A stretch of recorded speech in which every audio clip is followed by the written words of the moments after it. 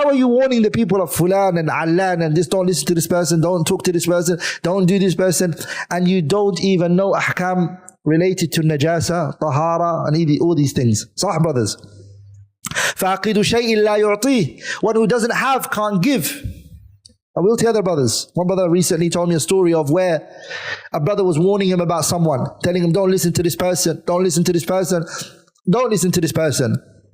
And then he said to him, and they were in the city of the Prophet sallallahu alaihi wasallam. And then, as you all know, in Mecca and Medina, there is janazah that is prayed. So when the time for the janazah came, he said to him, brother, do you know how to pray Salatul Janazah? So the brother said, I taught him, and I told him how to pray Salatul Janazah.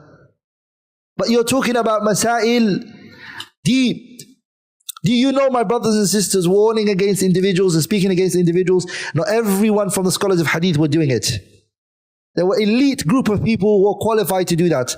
And they were doing it to protect the hadith of the Prophet sallallahu alaihi wasallam. Imam Ahmed, for example, Yahya ibn Ma'in, for example, Ishaq ibn Rahuya, for example.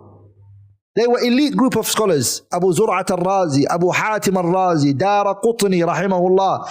They were called Ahlul Ilal. Hatta wallahi, by Allah, other imams were not in this field and they weren't talking about it. Like Imam Shafi'i, let's be honest.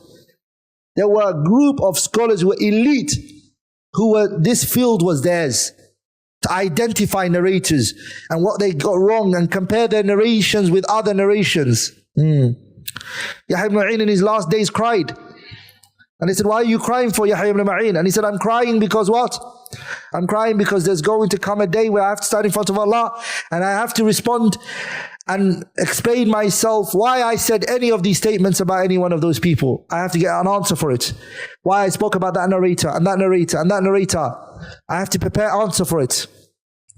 Imam Ahmed, look at this, rahimahullah. They asked him about a particular man. They said, this man speaks about you. And he says bad. First they said, what do you think about this man? He said, Rajulun Salih. They said, but Imam Ahmed, this man doesn't leave you alone. Every opportunity he gets, he says things about you. And Imam Ahmed said, rahimahullah, Rajulun Salihun buliya bi. He's a righteous man. Allah has tested him with me. But he didn't take the title away. He didn't say, what? He says things about me. Guess what? He's gone. Imam Ahmed has reached a level at his time where he was a symbol of what the Sunnah was. Yes, because he was at the forefront of a calamity that befell the Ummah at that time, which is mas'alatu khalq al-Quran, that the Quran is created. Ahmed took the lashing, the beating, the imprisonment. He did that. And at that time, anyone who genuinely or generally had something against Ahmed was more towards the side of the Mu'tazila. By loving Imam Ahmed, you would know who was on the Sunnah that day. And if you find someone who wants to put Imam Ahmed down, فَعْلَمْ بِأَنَّ سُتُورَهُ سَتُهَتَّكُ. Know that his curtain, that he's trying to conceal himself in, will one day be taken down, will be exposed. مع ذلك, Ahmed didn't say that. Ahmed said, Rajulun Salihun, righteous man, he's been tested with me. Ala kullin. I'm not saying this because of myself, my brothers and sisters. Wala litashaffi. But I'm just saying this because the ayah calls for it.